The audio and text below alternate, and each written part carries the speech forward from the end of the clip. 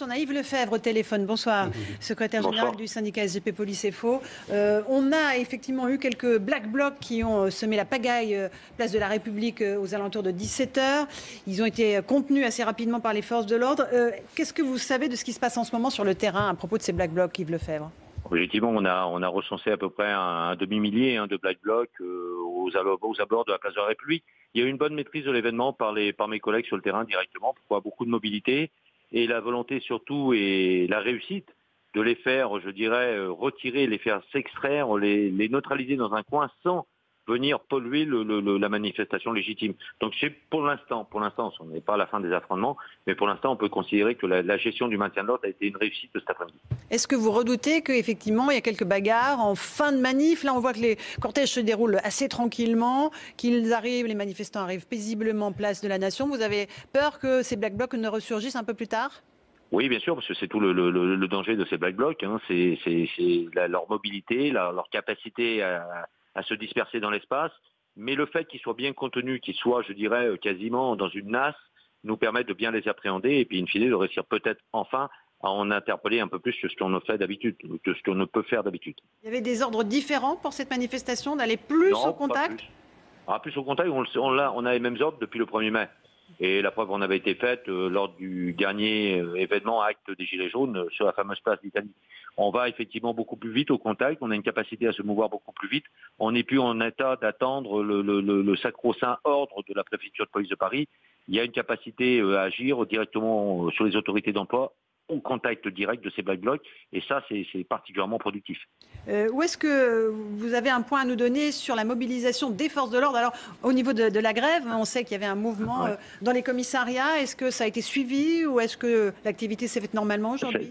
Non, ça a été particulièrement suivi, et je peux vous annoncer que depuis 18 h, il y a quelques minutes, j'avais lancé un appel depuis plusieurs jours à Christophe Castaner, en attendant bien évidemment, nous on ne veut pas de la réforme, même s'il nous a écrit hier, son courrier n'a fait que nous rappeler ce qu'on savait déjà. C'est-à-dire l'aspect missionnel, devoir exercer un emploi à risque, supposé être à risque pendant des années dans la police nationale. Ça n'existe pas, un emploi qui n'est pas à risque dans la police nationale.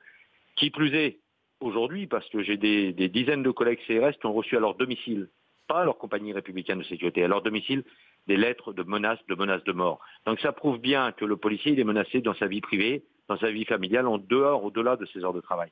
Donc la perspective d'avoir un temps d'emploi à risque, pour nous, c'est niette, hors de question. Et pour faire plier le gouvernement, n'en déplaise sans doute à monsieur le député de la République En Marche, mais moi, demain, je décide d'élargir ce mouvement. C'est pas commissariat à zéro activité ou activité ultra limitée pendant simplement 5 heures. C'est de durée illimitée à partir de demain matin, et ce pour le jour et pour la nuit. Il faut que le gouvernement comprenne que ce qu'il a fait pour les gendarmes, pour les militaires, est légitimement, et je ne remets pas en cause ce que mes collègues gendarmes ont aujourd'hui conservé comme droit à retraite, il faut l'étendre aux policiers de tout corps et de tout grade, parce qu'on n'a pas un métier comme les autres, on est confronté au danger pendant nos heures de service et en dehors de nos heures de service.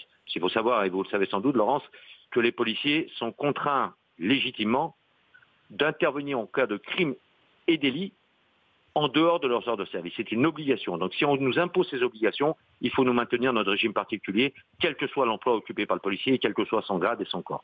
Bougez pas, la réponse de Bruno Bonnell, député de la République En Marche. Oh, monsieur, avec plaisir, bien évidemment. Allez-y, Bruno Bonnell, vous pouvez répondre. Non, mais la réponse, elle est très simple. On veut faire converger des régimes vers un régime universel en intégrant les spécificités des métiers. Donc je ne vois pas pourquoi, et là vous avez raison, s'il y a une logique de métier pour les gendarmes, par exemple, qui font des fonctions similaires aux vôtres sur des territoires ruraux, il est logique que la police rentre dans cette logique-là. Donc venez aux négociations au lieu de bloquer le pays. Venez discuter et arrêtez de faire croire aux Français qu'il n'y a pas de négociation. Et monsieur. Allez, un dernier mot d'Yves Lefebvre, allez-y. Non, j'entends et j'apprécie. Grand bien nous fasse, c'est que le Premier ministre puisse vous entendre et qu'il puisse être le ministre de l'Intérieur. Et qu'effectivement, il y ait une similitude entre les deux forces, les forces de la gendarmerie et les forces de la police nationale, en matière de traitement des retraites. Mais on n'a jamais refusé la négociation. Mais quand vous mettez 27 000 policiers dans la rue le 2 octobre dernier, et que j'attends toujours, comme mes collègues syndicalistes, d'être reçus et à Beauvau, ou à Matignon, ou encore mieux, c'était le cas du temps de François Hollande, reçus à l'Élysée, excusez-moi du peu, Mais le manque de négociation se situe aujourd'hui du côté du politique et certainement pas du côté du syndicaliste. Merci beaucoup pour cette réaction en direct, Yves Lefebvre. Retrouvez toute notre actualité sur videopolice.com, la chaîne YouTube d'Unité SGP Police.